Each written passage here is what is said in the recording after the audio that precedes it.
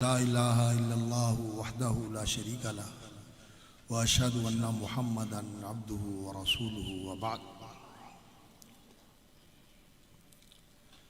فضیلت مآب علماء کرام، عزت مآب احباب گرامی، سامعین گرامی منزلت،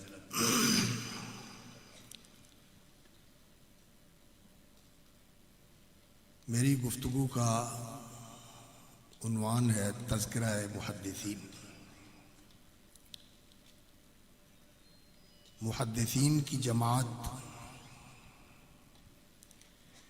یہ وہ منتخب گروہ ہے جو اللہ رب العزت کا انتخاب ہے دین کی حفاظت کے لیے، جنہیں اللہ رب العزت نے چن لیا اور ان کے ذریعے اس دین کی حفاظت فرمائی۔ دین کی حفاظت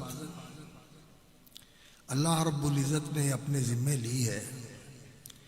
انا نحن نزلنا الذکر وانا لہ لحافظون، جیسا کہ حق تعالی شانہ کا ارشاد ہے، ہم نے یہ ذکر اتارا ہے اور ہم ہی اس کے نگہبان اور محافظ ہیں۔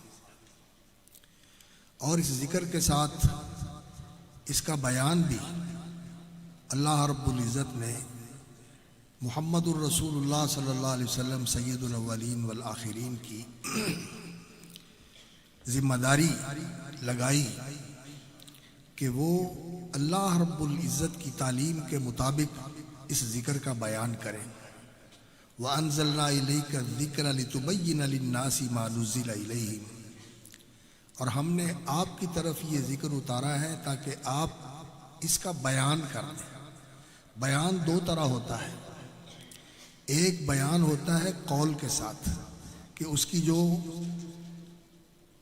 قابل تفسیر چیزیں ہیں ان کی آپ وضاحت فرما دیں، جہاں کسی چیز کے اندر کوئی تخصیص کا پہلو ہے اس کو واضح کر دیں، کسی مطلق کو مقید کرنے کا معاملہ ہے اس کو مقید کر دیں، یہ قولی بیان ہے۔ اور اسی طرح عملی بیان بھی ہوتا ہے، وہ کیا کہ جو کچھ اس ذکر میں حکم دیا گیا ہے آپ اس پر عمل کر کے دکھا دیں، وہ عملی تفسیر ہو اس قرآن کی۔ یہ اللہ رب العزت نے رسول اکرم صلی اللہ علیہ وسلم کی ذمہ داری مقرر فرمائی۔ وَمَا أَنزَلْنَا عَلَيْكَ الْكِتَابَ إِلَّا لِتُبَيِّنَ لَهُمُ الَّذِي اخْتَلَفُوا فِيهِ، ہم نے یہ کتاب آپ پر اسی لیے اتاری ہے کہ آپ اس کا بیان کریں۔ تو یہ ذکر بھی اللہ نے محفوظ فرمایا اور اس کا بیان بھی اللہ رب العزت نے محفوظ فرمایا، اور بیان جو ہے وہ قولی بھی اور عملی بھی، دونوں بیان اللہ رب العزت نے محفوظ فرمایا۔ اور رسول اکرم صلی اللہ علیہ وسلم کو تو اللہ رب العزت نے پڑھایا اور ساتھ یہ تسلی دی کہ یہ قرآن جو ہم آپ کے سینے میں محفوظ کر رہے ہیں، ہم اس کو محفوظ کر رہے ہیں اور یہ محفوظ رہے گا۔ ان علینا جمعہ و قرآنہ، بے شک ہمارے ذمے ہے اس قرآن کا آپ کے سینے، آپ کے قلب اطہر میں جمع کر دینا، و قرآنہ، اور پھر اس کا آپ کی زبان پر جاری کر دینا۔ ثم ان علینا بیانہ، اور پھر اس کا بیان بھی ہمارے ذمے ہے۔ یہ بھی اللہ تعالیٰ نے اتارا ہے بیان، جو رسول اکرم صلی اللہ علیہ وسلم نے قرآن کا بیان فرمایا، یہ بھی اللہ رب العزت کی طرف سے نازل کردہ ہے۔ اللہ فرما رہے ہیں ان علینا بیان، تو قرآن کا بیان اللہ رب العزت نے اتارا ہے اور رسول اکرم صلی اللہ علیہ وسلم کو وہ سکھایا۔ وَأَنزَلَ اللَّهُ عَلَيْكَ الْكِتَابَ وَالْحِكْمَةَ، کتاب و حکمت آپ پر اتاری، اور کتاب یہ قرآن ہے اور حکمت یہ اس کی تعمیل ہے اور اس کی عملی تطبیق ہے۔ اس لیے کہ حکمت کا معنی یہ ہوتا ہے کہ جو حق اور صحیح درست اور بالکل راست بات ہے، عمل ہے، سوچ ہے، وہ عمل ہو، بات ہو، سوچ ہو، حقیقت کے مطابق اس موقع پر وہی بات کہنا، وہی طریقہ اختیار کرنا اور وہی سوچ انسان کے اندر آئے اور اس کے مطابق عمل کیا جائے۔ اور یہ حکمت ربانی اللہ رب العزت نے سید الاولین والآخرین محمد الرسول اللہ صلی اللہ علیہ وسلم کو عطا فرمائی، اور پھر آپ صلی اللہ علیہ وسلم کی تعلیم سے دوسرے لوگوں کو بھی اس میں سے حصہ ملا ہے۔ وَمَن يُؤْتَ الْحِكْمَةَ فَقَدْ أُوتِيَ خَيْرًا كَثِيرًا، اور جس کو یہ حکمت ربانی عطا ہو تو اللہ رب العزت نے اسے خیر کثیر سے مالا مال فرما دیا۔ تو رسول اکرم صلی اللہ علیہ وسلم کو قرآن کے ساتھ جو حکمت عطا فرمائی گئی وہ قرآن کا عملی اور قولی بیان ہے۔ تو اللہ رب العزت نے اس قرآن کی بھی حفاظت فرمائی اور اس کے بیان کی بھی حفاظت فرمائی، اور رسول اکرم صلی اللہ علیہ وسلم کو تو اللہ رب العزت نے ایسا پڑھایا، فرمایا سنقرئک فلا تنسیٰ، ہم آپ کو پڑھائیں گے تو آپ اس کو بھولیں گے نہیں، بلکہ حدیث میں آتا ہے کہ تقرؤہ نائما و یقظان، آپ اس کو سوتے میں بھی پڑھیں گے، جاگتے میں بھی پڑھیں گے، آپ کی نیند میں بھی یہ آپ کے ذہن میں تازہ ہوگا، اور آپ اس کو بالکل اسی طرح پڑھیں گے جس طرح آپ بیداری کے عالم میں پڑھتے ہیں۔ اللہ اکبر، یہ اللہ کی تعلیم تھی۔ اور پھر رسول اکرم صلی اللہ علیہ وسلم نے جن صحابہ کو قرآن کی تعلیم دی اور قرآن کے بیان کی تعلیم دی اور اس حکمت ربانی کی تعلیم دی جو اللہ رب العزت نے رسول اکرم صلی اللہ علیہ وسلم پر نازل فرمائی تھی، وَأَنزَلَ اللَّهُ عَلَيْكَ الْكِتَابَ وَالْحِکْمَةَ، اور اس حکمت کی جس طرح قرآن کی تلاوت کی جاتی تھی، پڑھا جاتا تھا اور اس کی پیروی کی جاتی تھی، اہل علم موجود ہے۔ تلاوت ایک تو ہوتی ہے قرات، الفاظ ادا کرنا، اور ایک تلاوت ہوتی ہے اتباع، پیروی۔ اتلو ما اوحی الیک من الکتاب، دونوں معنی اس کے اندر ملحوظ ہیں۔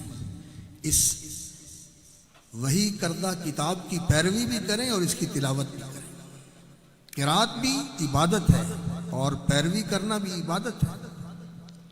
تو وَاذْكُرْنَ مَا يُتْلَى فِي بُيُوتِكُنَّ مِنْ آیَاتِ اللَّهِ وَالْحِکْمَةِ، امہات المومنین کو یہ حکم دیا گیا کہ آپ کے گھروں میں وَاذْكُرْنَ، یاد رکھو، مَا يُتْلَى فِي بُيُوتِكُنَّ مِنْ آیَاتِ اللَّهِ وَالْحِکْمَةِ، اللہ کی جو آیتیں اور اللہ کی نازل کردہ جو حکمت آپ کے گھروں میں پڑھی جاتی ہے اس کو آپ یاد رکھیں۔ وَاذْكُرْنَ مَا يُتْلَى فِي بُيُوتِكُنَّ، تو حکمت یہ رسول اکرم صلی اللہ علیہ وسلم سکھاتے تھے، اللہ نے آپ کو سکھائی، آپ اپنے صحابہ کو سکھاتے تھے۔ تو اللہ رب العزت نے رسول اکرم صلی اللہ علیہ وسلم کو تو سکھا کر اس کو محفوظ کر دیا، آپ کے قلب اطہر پر اور آپ کی زبان اقدس پر جاری کر دیا، اور رسول اکرم صلی اللہ علیہ وسلم کی زندگی کے اندر عمل بن کے، سیرت بن کے، کردار بن کے، رویہ اور سلوک بن کے، یہ آپ صلی اللہ علیہ وسلم کی زندگی قرآن کا عملی نمونہ تھی، اور ایسا عملی نمونہ تھی قرآنی زندگی رسول اکرم صلی اللہ علیہ وسلم کی کہ اللہ رب العزت نے قرآن مجید میں ذکر اور رسول کو ایک ساتھ ذکر کیا ہے۔ وَأَنزَلَ اللَّهُ إِلَيْكُمْ ذِكْرًا رَسُولًا، اہل علم بیٹھے ہوئے ہیں، اللہ نے تمہاری طرف اتارا ذکر، اور اس سے بدل بن کے آ رہا ہے رسول۔ معنی کیا ہوا؟ انزل اللہ الیکم ذکرا رسولا، اللہ نے تمہاری طرف ذکر اتارا ہے، اور یہ ذکر جو ہے اس رسول کی شکل میں مجسم ہے، اس رسول کی شکل میں یہ مجسم ہے، اس کی زندگی اسی قرآن کی تعبیر ہے، اسی قرآن کی۔ تو رسول اکرم صلی اللہ علیہ وسلم تو آپ صلی اللہ علیہ وسلم کی زندگی قرآن ہی تھی، جیسا کہ ام المومنین صدیقہ کائنات بنت صدیق اور حبیبۃ رسول اللہ صلی اللہ علیہ وسلم سیدہ عائشہ صدیقہ رضی اللہ تعالیٰ عنہ نے فرمایا جب ان کے پاس ایک تابعی آئے، صحابی کے صاحبزادے تھے، تو آ کے عرض کیا مجھے نبی صلی اللہ علیہ وسلم کی عبادت کا، قیام اللیل کا طریقہ بتائیں، آپ کی عبادت کا طریقہ اور آپ صلی اللہ علیہ وسلم کا انداز کیا تھا؟ تو انہوں نے کہا آپ مجھے بتائیں۔ تو ام المومنین رضی اللہ تعالیٰ عنہ نے فرمایا کہ عزیزم آپ قرآن نہیں پڑھتے؟ جی قرآن تو میں پڑھتا ہوں۔ تو فرمایا پھر جو قرآن پڑھتے ہو یہی نبی صلی اللہ علیہ وسلم کا طریقہ تھا، کان خلقہ القرآن، رسول اکرم صلی اللہ علیہ وسلم کا طریقہ تو قرآن تھا۔ تو رسول اکرم صلی اللہ علیہ وسلم کی زندگی کے اندر جو کچھ اللہ رب العزت نے اتارا وہ آپ نے صحابہ کو سکھایا، پڑھ کے سنایا اور اس کی تعلیم فرمائی، اور جو حکمت ربانی اللہ رب العزت نے رسول اکرم صلی اللہ علیہ وسلم کو عطا فرمائی وہ بھی رسول اکرم صلی اللہ علیہ وسلم نے صحابہ کو تعلیم فرمائی، جیسا کہ اللہ رب العزت نے فرمایا کما ارسلنا فیکم رسولا منکم یتلو علیکم آیاتنا ویزکیکم ویعلمکم الکتاب والحکمہ ویعلمکم ما لم تکونوا تعلمون۔ تو کتاب و حکمت کی تعلیم دی اللہ رب العزت نے رسول اکرم صلی اللہ علیہ وسلم کو، اور رسول اکرم صلی اللہ علیہ وسلم نے صحابہ کو اس کی تعلیم دی۔ تو رسول اکرم صلی اللہ علیہ وسلم کی زندگی میں تو یہ کتاب و حکمت آپ صلی اللہ علیہ وسلم کی زندگی میں، آپ کی زندگی کے اندر اور آپ کی لوح قلم پر یہ محفوظ تھی، اور آپ کی زبان پر جاری تھی، اور آپ کے عمل سے ہویدہ تھی، ظاہر تھی، عیاں تھی، لوگ دیکھتے تھے کہ یہ ہے اللہ رب العزت کی تعلیم۔ اور رسول اکرم صلی اللہ علیہ وسلم نے صحابہ کو سکھایا، اور صحابہ نے بھی پھر اسے سیکھا۔ تو ان کا سیکھنا ایسے نہیں تھا کہ معلومات کے طور پر کسی چیز کو جان لیا اور اپنے ذہن میں اسے محفوظ کر لیا، اور جب جی چاہا اس کو اپنا لیا اور جب جی چاہا اسے چھوڑ دیا۔ ان کا یہ طریقہ نہیں تھا۔ وہ تو رسول اکرم صلی اللہ علیہ وسلم کی بات بھی سنتے تھے اور ان کی لوح قلم پہ نقش ہو جاتی تھی، اور آپ صلی اللہ علیہ وسلم کا عمل دیکھتے تھے تو آپ صلی اللہ علیہ وسلم کے عمل کو بھی وہ صرف اپنی آنکھوں کے ذریعے اپنے محفوظات کا جو خزانہ ہے اسی کے اندر محفوظ نہیں کرتے تھے، بلکہ وہ اپنی زندگی کے اندر اسے محفوظ کرتے تھے۔ جس عمل کو دیکھا اسے اپنا لیا، اور جس بات کو سنا اسے یاد کر لیا۔ آج جو رسول اکرم صلی اللہ علیہ وسلم کی زندگی کا ریکارڈ اور آپ کے فرامین، آپ کی تعلیمات اور آپ صلی اللہ علیہ وسلم کی سیرت اور آپ کے جو حالات ہم تک پہنچے ہیں، یہ انہی صحابہ کرام رضوان اللہ علیہ مجمعین کی وساطت سے پہنچے ہیں۔ انہوں نے جو کچھ دیکھا اسے ذہنوں میں اور دل میں بھی محفوظ کیا، اور اسے اپنی زندگیوں کے اندر بھی محفوظ کیا، اور اسے آگے منتقل کیا۔ تو حدیث، اللہ اکبر، جو اس حدیث کو محفوظ کرنے والے ہیں اور اس سے اشتغال رکھنے والے ہیں وہ محدثین کی جماعت ہے، اور یہ اللہ رب العزت کا انتخاب ہے اس دین کی حفاظت کے لیے۔ رسول اکرم صلی اللہ علیہ وسلم کو تو اللہ رب العزت نے سکھایا، اور آپ صلی اللہ علیہ وسلم کے ذات اقدس کے اندر یہ سارا کچھ محفوظ تھا، اور آپ نے صحابہ کو سکھایا، اور پھر یہ صحابہ کی زندگیوں میں سب کچھ محفوظ ہو گیا، ان کے دل میں بھی محفوظ ہو گیا اور ان کی زندگیوں میں بھی محفوظ ہو گیا۔ اور پھر انہوں نے آگے جن کو سکھایا وہ تابعین تھے۔ صحابہ نے صحابہ سے بھی سیکھا، صحابہ سے بھی سیکھا۔ حضرت ابو ہریرہ رضی اللہ تعالیٰ عنہ نے رسول اکرم صلی اللہ علیہ وسلم سے بھی احادیث سنی، اور بہت احادیث سنی نبی صلی اللہ علیہ وسلم سے، لیکن انہوں نے دوسرے صحابہ سے بھی سیکھی، ان سے بھی روایتیں لی، وہ بھی انہوں نے سیکھی۔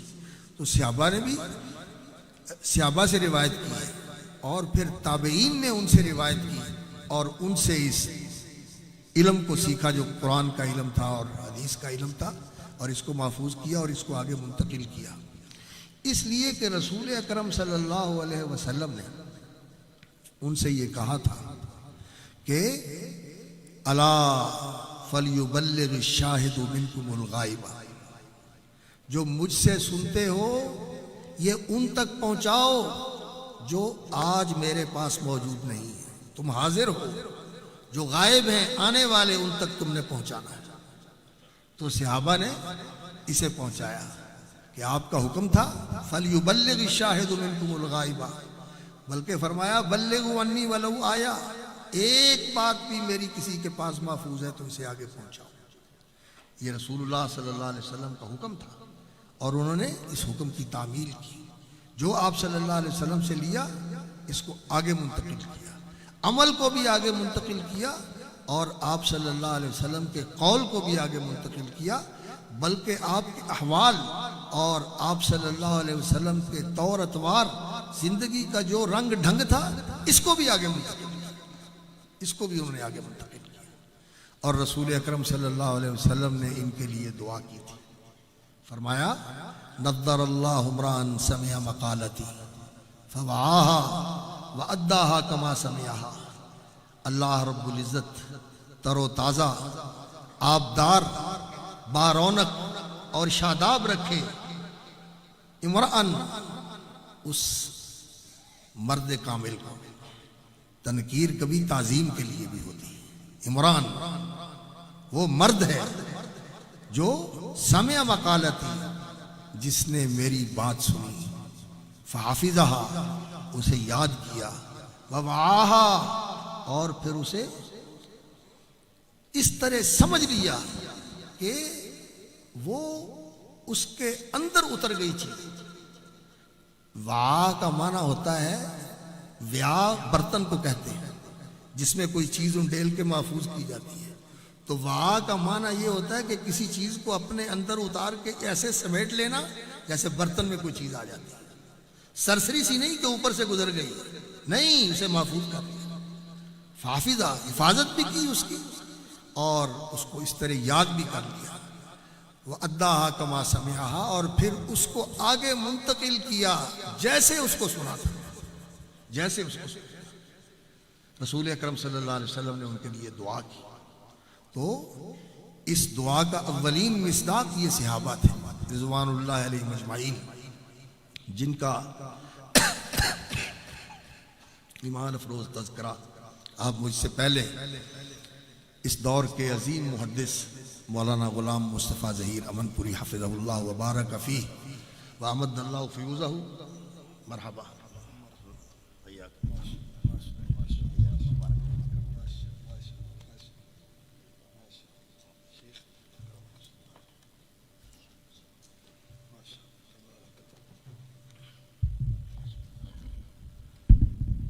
تو میں عرض کر رہا تھا کہ یہ صحابہ کرام رضوان اللہ علیہ مجمعین جنہوں نے رسول اکرم صلی اللہ علیہ وسلم سے سنا اور اسے محفوظ کیا، اس حدیث کا اولین مصداق وہ ہے، اور پھر چونکہ رسول اکرم صلی اللہ علیہ وسلم نے یہ فرمایا تھا کہ اس کو آگے پہنچائیں، اور احادیث کے اندر یہ بھی موجود ہے کہ نبی صلی اللہ علیہ وسلم نے فرمایا تھا کہ تمہارے پاس لوگ آئیں گے حدیث لینے کے لیے، اور جب وہ آئیں تو پھر ان کا اکرام کرنا، ان سے اچھا برتاؤ کرنا، ان کی عزت افزائی کرنا۔ تو جب حدیث لینے کے لیے حضرت ابو سعید خدری رضی اللہ تعالیٰ عنہ کے پاس شاگرد آتے تو وہ فرمایا کرتے مرحبا بوصیت رسول اللہ صلی اللہ علیہ وسلم، میں انہیں خوش آمدید کہتا ہوں جن کے بارے میں رسول اکرم صلی اللہ علیہ وسلم نے تلقین فرمائی تھی کہ ان کی عزت افزائی کرنا، ان کی تکریم کرنا۔ اور پھر اللہ رب العزت نے اس دین کی محبت اپنے بندوں کے دلوں میں ڈالی جو اللہ کا انتخاب تھا، اور وہ اس دین کی طلب میں نکلے اور اس طرح انہوں نے اس دین کو محفوظ کیا۔ سچی بات یہ ہے کہ آج جب محدثین کا تذکرہ ہم پڑھتے ہیں تو انسان حیران ہو جاتا ہے کہ انسان ایسا بھی ہوتا ہے کہ اس کا حافظہ ایسا ہو۔ اللہ اکبر۔ امام زہری رحمۃ اللہ علیہ، ابو بکر محمد ابن مسلم ابن شہاب الزہری رحمۃ اللہ علیہ، وہ کہتے ہیں کہ میں نے زندگی میں جب بھی کوئی چیز سنی ہے تو پھر دہرانے کی ضرورت نہیں پیش آئی کہ میں نے کہنے والے کو کہا ہو کہ پھر سناؤ کیا کہا تھا. اس نے کہا ادھر محفوظ ہو گیا, فوٹو میموری, ادھر بات آئی ادھر محفوظ ہو گیا. اور پھر میں نے جب بھی کسی چیز کو جو سنا ہو اس کو دہرانے کی کوشش کی تو میری لوح قلم نے کبھی میرے ساتھ خیانت نہیں کی. جب میں نے اعادہ کر کے اس کو مستحضر کرنے کا چاہا تو میرے سامنے سب کچھ آ گیا, سب کچھ میرے سامنے آ گیا. اور یہ ایک نہیں, اس طرح کے حضرات 10 نہیں, 100 نہیں, ہزاروں کے اندر یہ لوگ موجود تھے جنہوں نے اس طرح احادیث کو حفظ کیا تھا. اللہ اکبر. ابو عامر بن شراحیل الشعبی رحمۃ اللہ علیہ کہتے ہیں کہ میں نے زندگی میں کبھی سیاہی کے ساتھ سفیدی کے اوپر کوئی لکھا نہیں ہے. میرا علم جتنا ہے سب میرے سینے میں محفوظ ہے, کتابوں کی ضرورت نہیں. اور کہتے ہیں کہ میرے محفوظات کے اندر سب سے کم جو چیز ہے وہ شعر ہے. سب سے تھوڑا جو میرا محفوظ ذخیرہ ہے وہ شعروں کا ہے. اور اپنے مخاطبین کو کہتے ہیں کہ جو شعر مجھے یاد ہیں, جو میری پسند بھی نہیں ہے اور میرا ذوق بھی نہیں ہے, جو مجھے یاد ہیں, اگر وہ شعر میں تمہیں سناؤں تو 1 مہینہ سناتا رہوں, 1 مہینہ سناتا رہوں. اور جو ایک دفعہ سنایا ہے وہ دوبارہ نہ دہراؤں تو 1 مہینے میں بھی وہ سارے ختم نہیں ہو سکتے جو میرے ذہن میں محفوظ ہیں. یہ لوگ تھے جن کا یہ حافظہ تھا. ان لوگوں نے اس حدیث کو حفظ کیا تھا. آج میرے جیسا کمزور حافظے والا اور اس طرح کے اور لوگ جو ہیں وہ ان کے بارے میں کہتے ہیں کہ یہ لکھا ہوا نہیں تھا. اور لکھا ہوا تو مٹ جاتا ہے, کھو جاتا ہے, جل جاتا ہے, ختم ہو جاتا ہے. لیکن جو دلوں میں لکھا گیا ہے, جو زندگیوں میں لکھا گیا ہے, جو لوح قلم پہ نقش ہے, وہ کبھی نہیں مٹ سکتے, اسے ختم نہیں کیا جا سکتا. یہ لوگ کہتے ہیں یہ حدیثیں لکھی نہیں گئی. اللہ رب العزت نے قرآن مجید کے بارے میں بھی جب یہ کہا تو یہ کہا کہ فی لوح محفوظ, یہ لوح محفوظ میں لکھا ہوا ہے. اور جب اللہ اکبر بندوں کے بارے میں کہا تو بل هو آیات بینات فی صدور الذین اوتوا العلم, یہ اہل علم کے سینوں میں محفوظ ہے. یہ اصل حفاظت ہے اس کی. ہاں, رسول اکرم صلی اللہ علیہ وسلم نے تحریری طور پر بھی قرآن مجید کو لکھوایا اور صحابہ نے بھی لکھا, احادیث لکھی انہوں نے, لیکن ان کی تدوین اور ان کی تحریر کا جو سلسلہ ہے وہ بعد میں ہوا.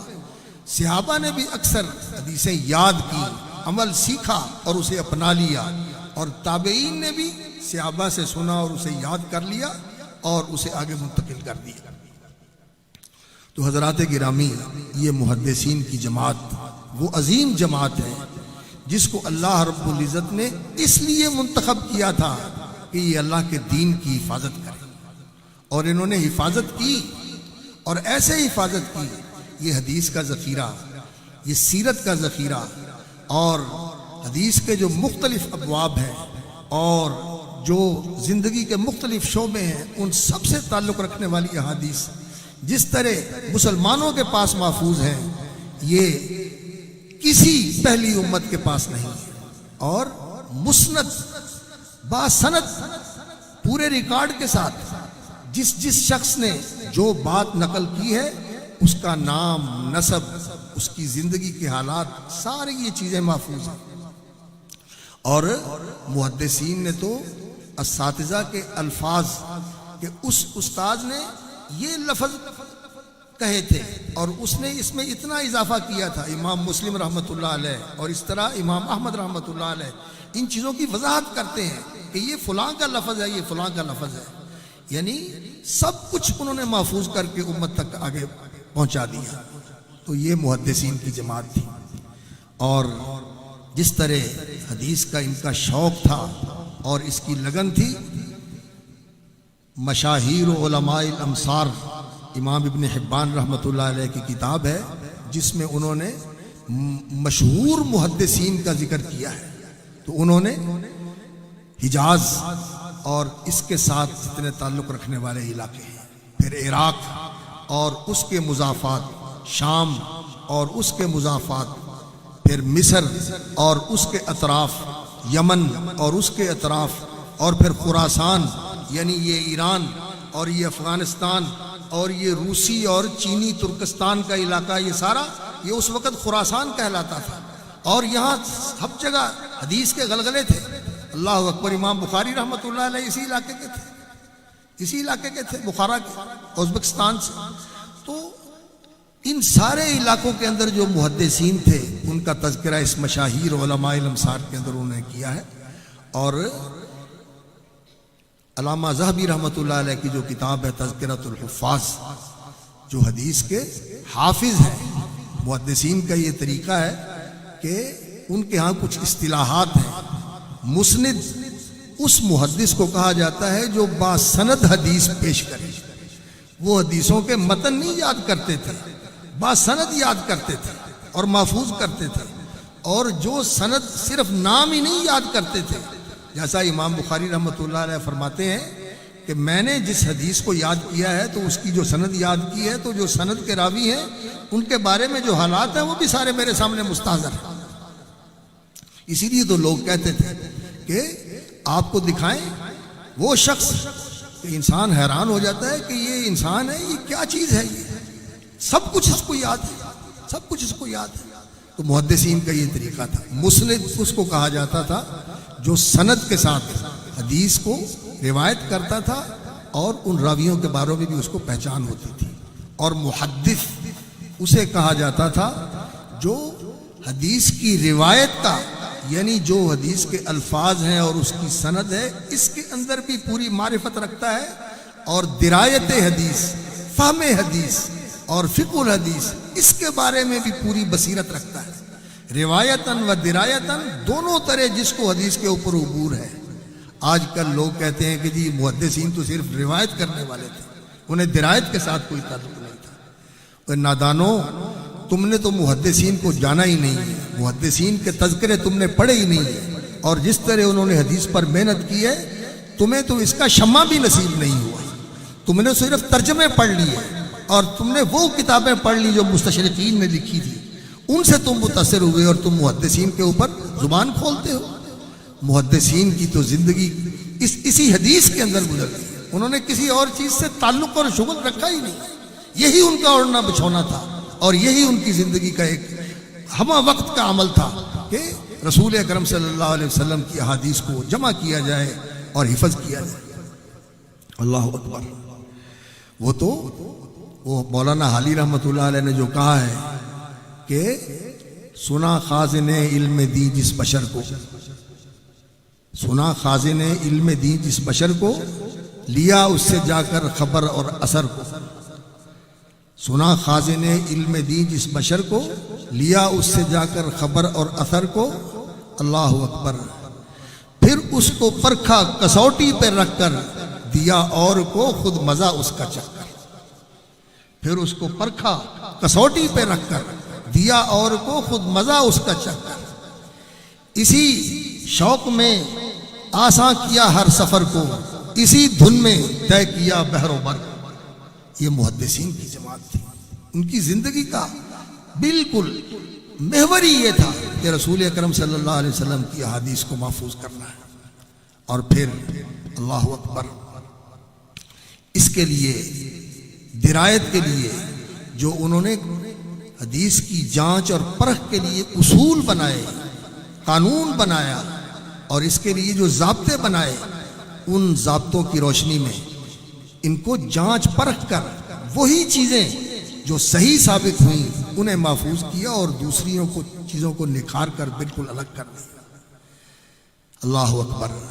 جیسا کہ حالی رحمۃ اللہ علیہ نے ہی خراج تحسین پیش کرتے ہوئے کہا، گروہ ایک جویا تھا علم نبی کا، گروہ ایک جویا تھا علم نبی کا، لگایا جس نے پتہ ہر مدعی کا، اور کیا چاک پردہ ہر مفتری کا، اور کیے جرح تعدیل کے وضع قانون، نہ چلنے دیا کوئی باطل کا افسون۔ کوئی کسی کا جادو نہیں چلنے دیا، کسی نے کوئی کوشش کی تو انہوں نے بالکل اس کو کھول کر واضح کر دیا، اور اس طرح انہوں نے تمام احادیث کو جانچا پرکھا کہ کسی کی روح رعایت نہیں کی، کسی کی روح رعایت نہیں کی۔ مشائخ کے اندر اگر کوئی کمزوری دیکھی اس کی بھی نشاندہی کر دی، اور راوی کے اندر کوئی عیب دیکھا تو اس کا بھی بتا دیا کہ اس کے اندر یہ کمزوری تھی۔ اور پھر طلسم ورا ہر مقدس کا توڑا، نہ صوفی کو چھوڑا نہ ملا کو چھوڑا، ہر چیز کھول کر رکھ دی۔ یہ محدثین کی جماعت تھی۔ انہوں نے احادیث کی جانچ اور پرکھ کے لیے جو اصول اور قوانین بنائے، ان بیچاروں کو تو یہ عبارتیں پڑھنی اور سمجھنی نہیں آتی، اور کہتے ہیں کہ جی محدثین نے کیا کیا۔ محدثین کے جو اصول تھے وہ کس طرح، محدثین نے جس طرح ان چیزوں کے اوپر محنت کی ہے وہ ہم لوگ تو اس کا صحیح اندازہ نہیں کر سکتے جب تک ہم اپنے آپ کو ان کے ساتھ جوڑیں نہ، ان کی سیرتیں پڑھیں، ان کی زندگیوں کا مطالعہ کریں، ان کی عبادت کا رنگ دیکھیں، ان کا اتباع سنت کا شوق دیکھیں، ان کا علمی ذوق اور علمی انہماک دیکھیں، اور اس علم کے اندر ان کا استغراق دیکھیں کہ کس طرح وہ اس علم کے اندر کھوئے ہوئے تھے۔ اللہ اکبر۔ تو محدثین کا تذکرہ یقین جانیے کہ یہ تو ایک ایسا موضوع ہے کہ ایک بحر ناپیدا کنار ہے، سمندر ہے، اور ایک ایک شخص کی زندگی کا تذکرہ کیا جائے تو اس کے لیے گھنٹے نہیں دن چاہیے اس کی زندگی کا تذکرہ کرنے کے لیے۔ اور کوئی ایک ہے، کوئی 10 ہے، کوئی 100 ہے، ہزارہ ایسے لوگ ہیں جن کو ہم دنیا کے سامنے پیش کر سکتے ہیں کہ ان میں سے کوئی ایک جیسا بھی کوئی اور پیش نہیں کر سکتا۔ اس طرح کے حضرات ہیں۔ امام مالک رحمۃ اللہ علیہ، امام محمد بن ادریس الشافعی رحمۃ اللہ علیہ، امام احمد ابن حنبل، امام سفیان ثوری رحمۃ اللہ علیہ۔ اور پھر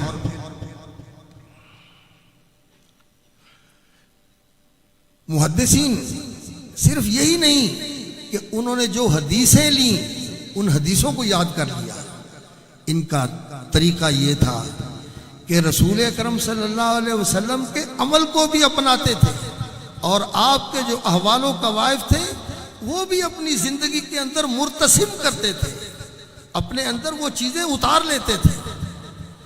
رسول اکرم صلی اللہ علیہ وسلم کے صحابہ میں حضرت عبداللہ بن مسعود رضی اللہ تعالیٰ عنہ بڑے ہی جلیل القدر صحابی، وہ رسول اکرم صلی اللہ علیہ وسلم کے 23 سالہ ساتھی ہیں۔ بہت ہی ملازمت اور مصاحبت رسول اکرم صلی اللہ علیہ وسلم کی ان کو نصیب ہوئی۔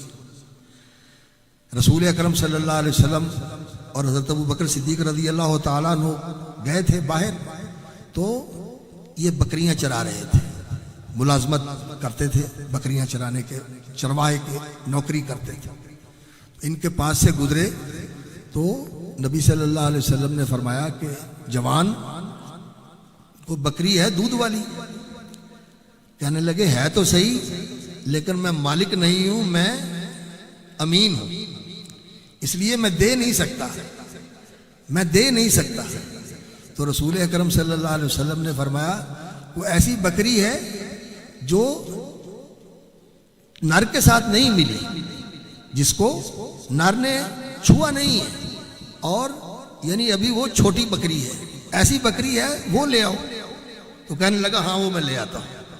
تو نبی صلی اللہ علیہ وسلم کے سامنے وہ بکری لے آئے، تو نبی صلی اللہ علیہ وسلم نے اس کی پیٹھ پر ہاتھ پھیرا اور اس کے تھنوں کو ہاتھ لگایا، تھن دودھ سے بھر گیا، تھن دودھ سے بھر گیا۔ نبی صلی اللہ علیہ وسلم نے نکالا، پی لیا۔ عبداللہ بن مسعود نے یہ منظر دیکھا، بکریاں لے کے واپس گئے، مالک کو کہو رکھو بکریاں اپنی، اب میں محمد صلی اللہ علیہ وسلم کے پاس جا رہا ہوں۔ اور پھر آپ کے قدموں میں آئے، صاحب النعلین والوسادہ، رسول اکرم صلی اللہ علیہ وسلم کے جوتے اٹھاتے تھے اور سینے سے لگا کے بیٹھتے تھے، اور آپ صلی اللہ علیہ وسلم کی گدی اٹھاتے تھے جس پہ آپ صلی اللہ علیہ وسلم تشریف فرما ہوتے تھے، اور اتنا ساتھ تھا نبی صلی اللہ علیہ وسلم کے ساتھ۔ صحابہ کہتے ہیں کہ ہم سمجھتے تھے کہ ابن ام عبد یہ نبی صلی اللہ علیہ وسلم کے گھر کے فرد ہیں. آپ نے فرمایا تھا کہ عبداللہ میں گھر میں ہوں، بس ذرا اشارہ کر کے گھر میں چلے آ.